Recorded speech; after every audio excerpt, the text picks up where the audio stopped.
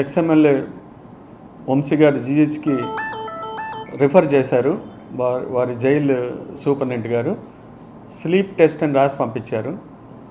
అయితే అన్ఫార్చునేట్గా ఆ sleep test మన దగ్గర లేదు. అంటే అంతకుముందు మనకి ఉండింది. అయితే అది గత 1 ఇయర్గా రిపేర్లో ఉండటం వల్ల న్యూరాలజిస్టులు చూసి స్లీప్ టెస్ట్ మన దగ్గర లేదు కాబట్టి అది చేయలేమని చెప్పి మిగతా టెస్టులను చేసి మిగతాగా ఎగ్జామిన్ చేసి అట్లాగే జనరల్ ఫిజిషియన్ పల్మనాలజిస్ట్ కూడా వారిని ఎగ్జామిన్ చేసి వారికి మందులు రాసి పంపించారు. అవసరమైనవి చూసి వారు స్టేబుల్గా ఉన్నారని చెప్పారు. అందుకని వారిని అవుట్ పేషెంట్గా చూసి వారికి కావాల్సిన టెస్టులు రాసి ఈ స్లీప్ టెస్ట్ మన దగ్గర అవైలబిలిటీ లేదు. వారు మిగతా హైయర్ సెంటర్ ఎక్కడికైనా స్విమ్స్ కానీ వారి ఇష్టం వచ్చిన చోట అది మనకి చూపించుకోవచ్చు అని చెప్పి వారు ఉన్న చోట్ల వాళ్ళకి సజెస్ట్ చేసి పంపించారు. వారు కూడా హ్యాపీగా వెళ్ళిపోయారు. ఇది జరిగింది. అయితే పల్మనాలజిస్ట్ చూశారు. పెద్ద ఇబ్బంది పడాల్సిన అవసరం లేదు. టెస్టులు ఆయన ఎగ్జామిన్ చేసి మెడిసిన్స్ రాసి పంపించారు.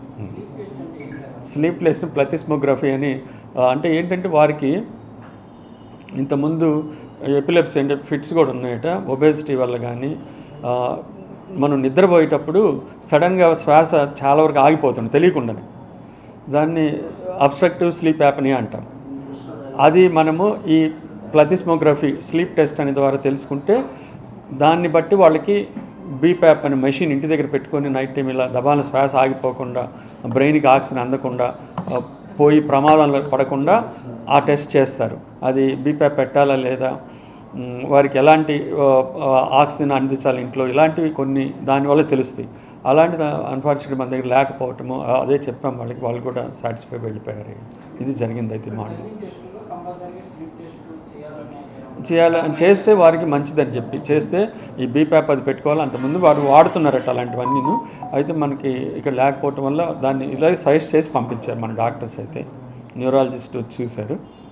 అది రాసి వాళ్ళు స్టాంప్స్ వేసి మంచిగా చూసి పంపించారు. వాళ్ళు కూడా బాగానే స్టేబుల్గా ఉన్నారు వంశీ గారు.